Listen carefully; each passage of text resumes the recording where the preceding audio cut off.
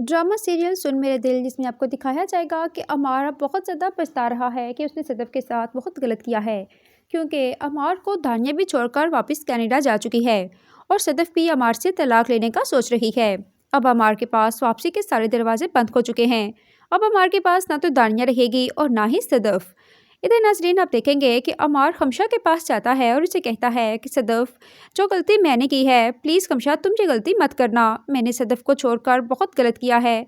अब मैं अपने किए हुए फैसले पर बहुत ज़्यादा शर्मिंदा हूँ और पछता रहा हूँ। खमशा कहती है कि तुम्हें एक बार जाकर सदफ से माफ़ी मांगनी चाहिए, हो सकता है वो तुम्हें माफ़ कर दे। अमार कहता है कि वो बहुत ज़िद्दी लड़की है, मैं उसे अच्छी तरह जानता हूँ, मुझे कभी भी माफ़ नहीं करेगी। तुम प्लीज़ खमशा सदफ से एक बार बात करो कि वापस मेरी ज़िंदगी में आ जाओ, मैं उससे बेइंतहा मोहब्बत करता हूँ। खमशा जाती है सदफ के पास और उसे कहती है कि सदफ, अमार तुमसे बहुत मोहब्बत करता है, वो तुम्हारी याद में तड़प रहा है, प्लीज़ सदफ वापस चले जाओ अमार के पास।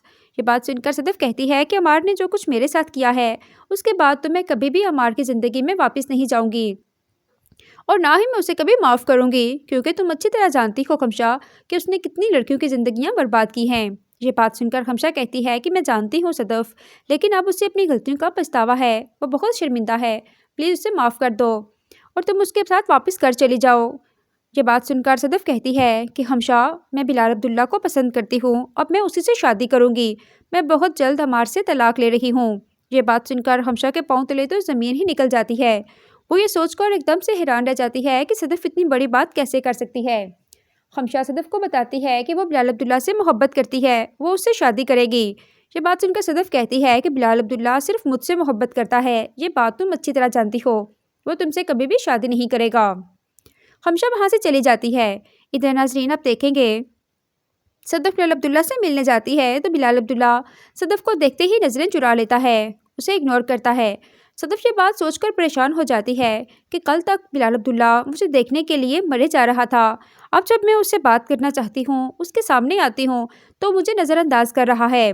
सदफ को ये बात खटक जाती है कि बिलाल अब्दुल्ला के दिल में कोई ना कोई ऐसी बात ज़रूर है जिसकी वजह से वो उसे इग्नोर कर रहा है, क्योंकि बिलाल अब्दुल्ला यही सोच रहा होता है कि अगर सदफ से मैंने अपनी मर्ज़ी का इज़हार कर दिया तो कहीं ऐसे ना हो कि सदफ पहले की तरह फिर मुझे छोड़कर अमार के पास वापस चली जाए। इसलिए मैं दोबारा टूटने से बेहतर है कि मैं सदफ से अपनी मोहब्बत का इज़हार ही ना करूं।